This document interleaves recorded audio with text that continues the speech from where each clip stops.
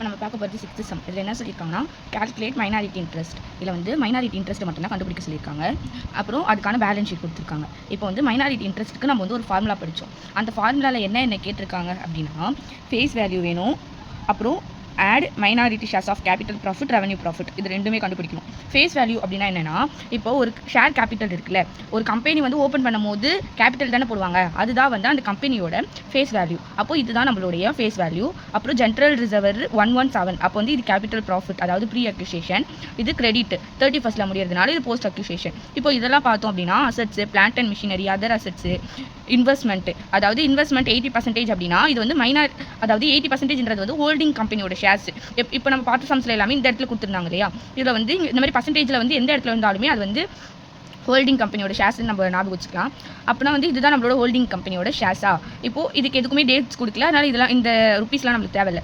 கீழே அவங்க இன்னொன்று வாட்டியும் மென்ஷன் பண்ணியிருக்காங்க, அதாவது Madras limited acquired 80% of shares 6,50,000. இதே தான் இந்த இடத்துல மென்ஷன் பண்ணியிருக்காங்க, அதாவது 80% ஷேர்ஸை வந்து அக்யூர் பண்ணுது. அப்போனா இப்போ நம்ம சம் போடலாம். இப்போ வந்து ஹோல்டிங் கம்பெனி வந்து எவ்வளோ ஷேர்ஸ் வச்சிருக்கு அப்படின்னா 80% வச்சிருக்கு. அப்போ மீதி எவ்வளோ 20% தான் மைனாரிட்டி. அதை நம்ம எப்படி எழுதலாம், 80/100, 20/100 எழுதுவோமா. இப்போ கேபிட்டல் ப்ராஃபிட், இப்போ வந்து கேபிட்டல் ப்ராஃபிட் வந்து ஒன்றும் கிடையாது, இங்கே ஒன்று மட்டும் தான் கொடுத்துருக்காங்க கேபிட்டல் ப்ராஃபிட் இல்லையா. அப்போனா வந்து அந்த டேட்கான கேபிட்டல் ப்ராஃபிட் அது என்னது, ஜென்ரல் ரிசர்வர். நான் ஷார்ட் ஃபார்ம் எழுதுறேன், எழுதும் போது ஃபுல் ஃபார்ம் எழுதிக்கோங்க. எவ்வளோ அப்படின்னா 6 lakhs போட்டு நம்மளோட கேபிட்டல் ப்ராஃபிட்டோ 6 lakhs தான். ஏன்னா வந்து வேறு இல்லை, இதை 6 lakhs வந்து நம்ம வந்து அந்த ஷேர்ஸ் படி நம்ம வந்து பிரித்து கொடுக்கணும். பிரித்து கொடுத்தோம் அப்படின்னா 80/100, அதே மாதிரி 20/100 அப்படின்னு பிரித்து கொடுக்கணும். 2 lakhs into 80/100 எவ்வளோ வருதுன்னா 16,000 வருது, சாரி 1,60,000 வருது. அப்போ இது எவ்வளோ வருதுன்னா 40,000. 1,60,000 வந்துச்சா. இப்போது 6 lakhs into 20/100 1,20,000.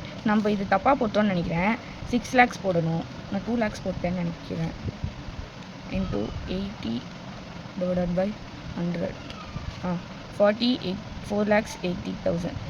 இதுதான் வந்து அதே மாதிரி ரெவன்யூ ப்ராஃபிட்டும் வந்து இங்கே ஒன்று தான் கொடுத்துருக்காங்க, அதாவது கிரெடிட்டார்ஸ் கிடையாது. இந்த profit or loss account as and 31st இருக்குல்ல, அதான் அதாவது ப்ராஃபிட் ஆர் லாஸ் அக்கௌண்ட் வந்து எவ்வளோ அப்படின்னா 2 lakhs. இப்போ வந்து நம்ம வந்து வெறும் கேபிட்டல் ப்ராஃபிட், ரெவன்யூ ப்ராஃபிட் கண்டுபிடிக்கும் போது ரெவன்யூ ப்ராஃபிட்டில் வந்து கேபிட்டல் ப்ராஃபிட்டை நம்ம லெஸ் பண்ணி காட்டுவோம் இல்லையா.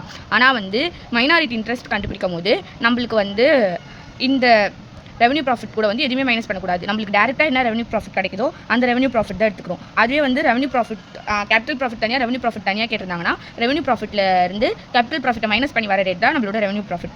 அப்போது இந்த 2 lakhs வந்து நம்ம வந்து பிரித்து கொடுத்தோம் அப்படின்னா, அதோட பர்சன்டேஜுக்கு பிரித்து கொடுத்தோம் அப்படின்னா இதுக்கு எவ்வளோ வரும்னா 1,60,000 வந்துச்சா, ஃபஸ்ட்டு போட்டோம்ல. அப்புறம் இது வந்து 40,000 வரும்.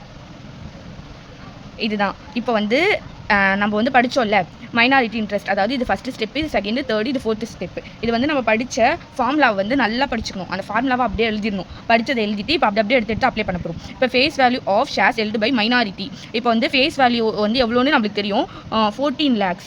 இந்த இடத்துல கொஸ்டினில் பார்த்தோம்ல, அது வந்து 14 lakhsன்னு நம்மளுக்கு தெரியும். என்னது அப்படின்னா நம்மளுடைய ஃபேஸ் வேல்யூ. அது ஹெல்டு பை மைனாரிட்டி அப்படின்னா நம்மளோட மைனாரிட்டி ஷேர்ஸ் எவ்வளவோ அந்த பர்சன்டேஜுக்கு வர ருப்பீஸை மட்டும் தான் நம்ம ஃபேஸ் வேல்யூவில் எடுத்து போடணும். அதாவது இங்கே நான் போடுறேன், இங்கே போடுறேன் நான். இப்போ வந்து 14 lakhs இருக்குது நம்மக்கிட்ட. இப்போது இங்கே ஹெல்டு பை மைனாரிட்டின்னு கேட்டிருக்காங்க இல்லையா. இப்போ இதுலேயும் மைனாரிட்டி, நான் இது வரும்போது சொல்கிறேன். இப்போ இங்கே மைனாரிட்டி கேட்டிருக்காங்க, அப்போ மைனாரிட்டி ஷேர்ஸ் எவ்வளோ நம்மளுக்கு 20. அப்போது 20/100, அதாவது 14,000 into 20/100ன்னு போட்டால் நம்மளுக்கு எவ்வளோ வருது,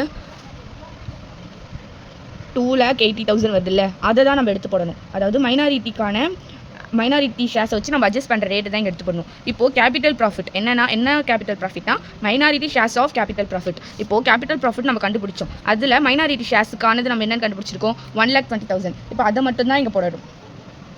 அடுத்து அதே மாதிரி ரெவன்யூ ப்ராஃபிட், என்னது minority shares of revenue profit. Minority ஷேர்ஸில் இப்போ வந்து ரெவன்யூ ப்ராஃபிட்டுக்கும் நம்ம அதே மாதிரி தான் போடணும். அதாவது அதோடைய மைனாரிட்டி ஷேர்ஸ் இருக்குல்ல, அந்த ஷேர்ஸ் மட்டும்தான் போடணும். போட்டுட்டு இது எல்லாத்தையும் நம்ம வந்து ஆட் பண்ணோம் அப்படின்னா